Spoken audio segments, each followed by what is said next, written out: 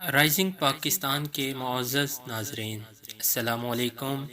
ایک بندہ مومن اپنے رب کا حکم دل و جان سے قبول کرتا ہے، خواہ اسے اس حکم کی وجہ اور فائدہ سمجھ میں آئے یا نہ آئے۔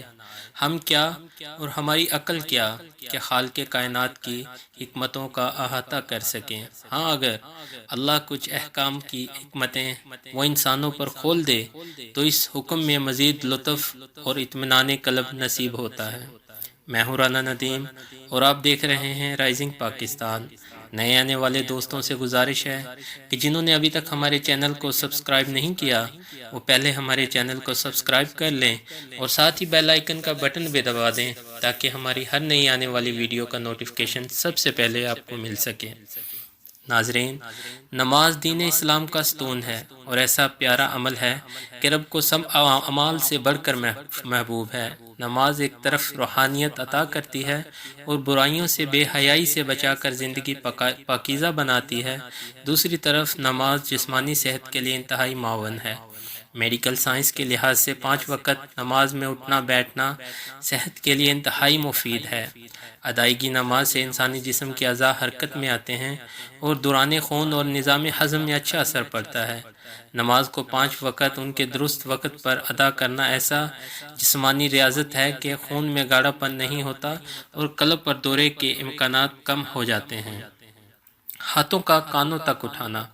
جدید تحقیق کے مطابق جب ہم نماز میں ہاتھ کانوں تک اٹھاتے ہیں تو بازوؤں، گردن کے پٹھوں اور شانوں کے پٹھوں کی ورزش ہوتی ہے۔ دل کے مریض کے لیے ایسی ورزش بہت مفید ہے جو کہ نماز پڑھنے سے خود بخود ہو جاتی ہے اور یہ ورزش فالج کے خطرات سے محفوظ رکھتی ہے۔ نماز میں قیام کرنا۔ نماز میں قیام سے دل کا بار ہلکا ہو جاتا ہے کیونکہ وزن دونوں پاؤں پر متوازن پڑتا ہے اور آنکھیں سجدہ گاہ پر لگی رہنے سے دل کی یکسوئی سہل ہو جاتی ہے۔ انسان میں قوت مدافعت اور اعصاب میں توانائی پیدا ہوتی ہے۔ نماز میں رکوع کرنا۔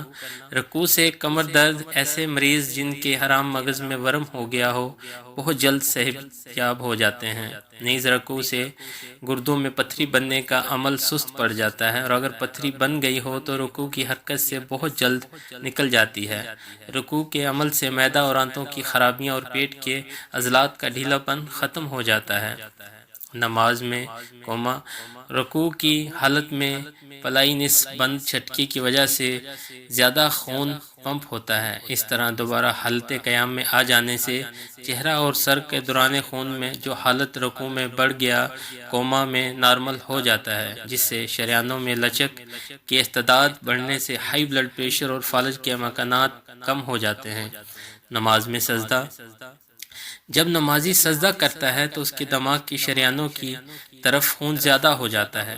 جسم کے کسی بھی پوزیشن میں خون دماغ کی طرف زیادہ نہیں جاتا، صرف سجدے کی حالت میں دماغی اعصاب اور سر کے دیگر حصوں کی طرف خون متوازن ہو جاتا ہے، جس کی وجہ سے دماغ اور نگاہ بہتر ہو جاتی ہے۔ نماز میں جلسہ کرنا۔ دونوں سجدوں کے درمیان بیٹھنا گھٹنوں اور پنڈلیوں کو مضبوط بناتا ہے۔ اس کے علاوہ رانوں میں جو پٹھے اللہ تعالیٰ نے نسل بڑھوتری کے بنائے ہیں ان کو خاص قوت حاصل ہوتی ہے جس سے مردانہ اور زنانہ کمزوریاں دور ہو جاتی ہیں تاکہ انسان دماغی اور جسمانی اعتبار سے صحت مند پیدا ہو۔ نماز میں سلام پھیرنا۔ نماز کے اختتام پر ہم سلام پھیرتے ہیں۔ اس عمل سے گردن کے عضلات کو طاقت ملتی ہے اور انسان حشاش بساش اور توانا رہتا ہے، نیز سینہ ہنسلی کا ڈھیلا پن ختم ہو جاتا ہے۔ ان سب باتوں کا فائدہ اس وقت پہنچتا ہے جب ہم نماز پوری توجہ، دل جمی، پورے آداب اور سنت کے مطابق ادا کریں اور جلد بازی سے کام نہ لیں۔ امید کرتے ہیں دوستو آپ کو ہماری ویڈیو اچھی لگی ہوگی۔ اگر ویڈیو اچھی لگے تو اسے دوستوں کے ساتھ شیئر کریں، لائک کریں اور کمنٹ میں اپنی رائے کا اظہار ضرور کریں۔ شکریہ۔